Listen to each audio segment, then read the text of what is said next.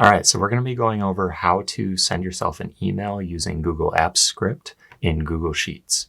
This is really useful for sports betting. It has a lot of different applications. You can monitor odds, you can monitor limit changes, or you can monitor your own model. If it's having an output and it meets a certain criteria, you can notify yourself that that criteria has been met. So when we open Google Sheets here, we have the main interface, and we're going to go to Extensions and then Apps Script. That'll bring us to the main editor here. And we're just going to clear out everything that it has preset for us. And in order to do this, we're going to need to set several variables. And variables are just things, a store of value, basically. So our first one is going to be the spreadsheet ID. So we're going to need to open the spreadsheet. So we do that by taking this part of the URL and saying var spreadsheet ID is equal to that. Now you're going to replace that with your own spreadsheet ID. Then our next variable is going to be the spreadsheet itself. So we're going to need to open the spreadsheet using that ID, and this will actually do that for us. Okay. Then our next variable is going to be the actual sheet that we want to open. So we only have one sheet, so it doesn't matter so much, but if you have multiple sheets, this will matter.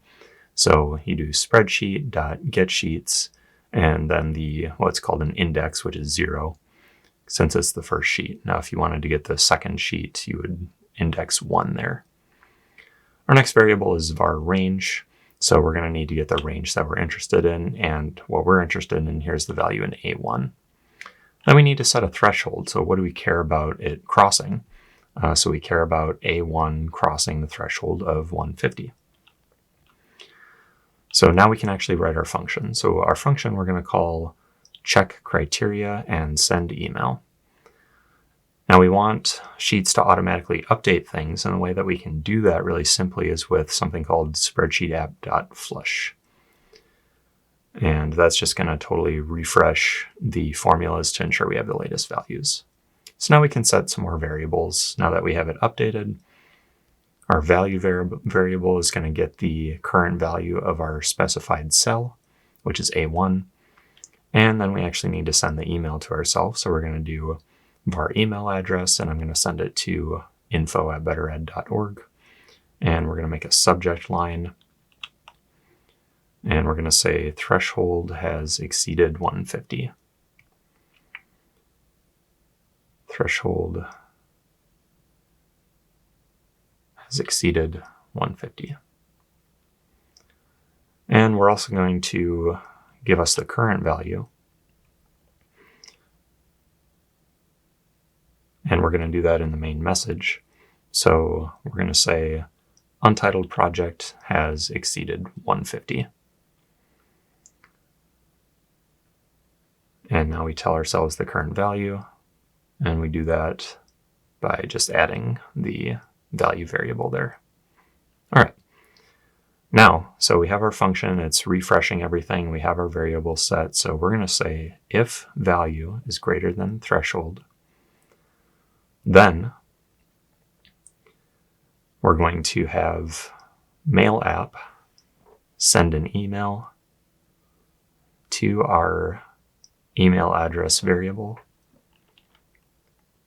with the subject that we already specified and the message that we already specified. Okay, and that should do it.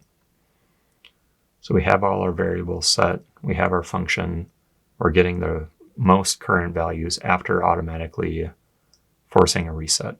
So I'm just going to copy and paste in here all of our notes for what each line does, just so it makes it a little bit more visible for you. Okay. So now we're going to, let's change this to 170 so it actually exceeds the threshold that we set of 150. And we'll save the project and then run it.